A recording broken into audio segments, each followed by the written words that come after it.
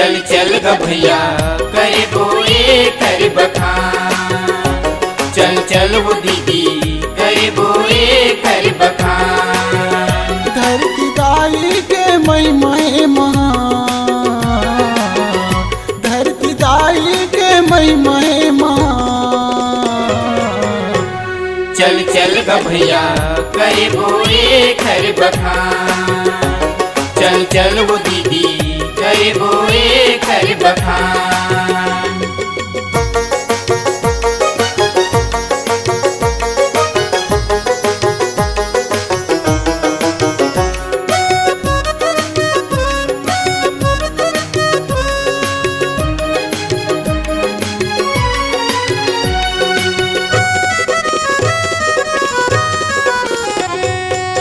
माटी में जन्म धरिन है गौतम गांधी धाम। गौतम गांधी धाम ग भैया गौतम गांधी धाम ग। सत को जन हजान के दिस हो गे वो महान गा। होगे वो महान ग भैया होगे वो महान ग। लाज बचाबो ये धरती के, लाज बचाबो ये धरती के जुन मेरे लइका जवान गा। चल चल ग भैया करे बोए कर बखान। चल चल वो दीदी करे बोए कर बखान।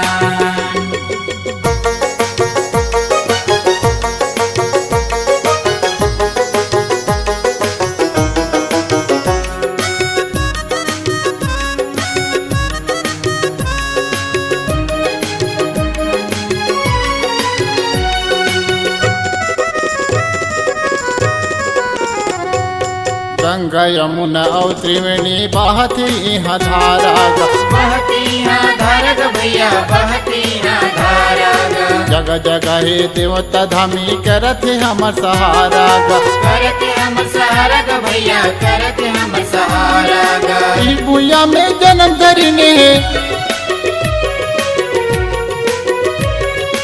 ई भुइया में जन्म धरिने किशन यौ बलराम गा।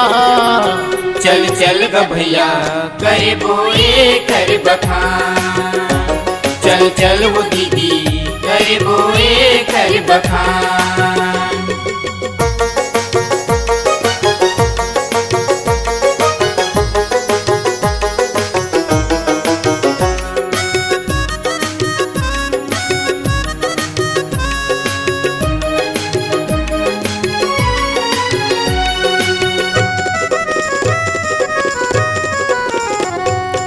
कोनो लगाबो आमा अमली कोनो लगाबो जाम गा। कोनो लगाबो जाम ग भैया कोनो लगाबो जाम ग। सब जन जुड़ मिल के भैया धरती के रखबो मान गा। धरती के रखबो मान ग भैया धरती के रखबो मान ग। धरती के सपूत बेटा, धरती के सपूत बेटा भारत के शान। चल चल ग भैया करे बोए कर बखान। चल चल वो दीदी करे बोए कर बखान। धरती दाई के मई महे महान, धरती दाई के मई महे महान। चल चल ग भैया करे बोए कर बखान। चल चल वो दीदी करे बोए कर बखान। चल चल वो दीदी कर बोए कर बखान। चल चल वो दीदी कर बोए कर बखान। करे बोए कर बखान। करे बोए कर बखान। करे बोए कर बखान। करे बोए कर बखान।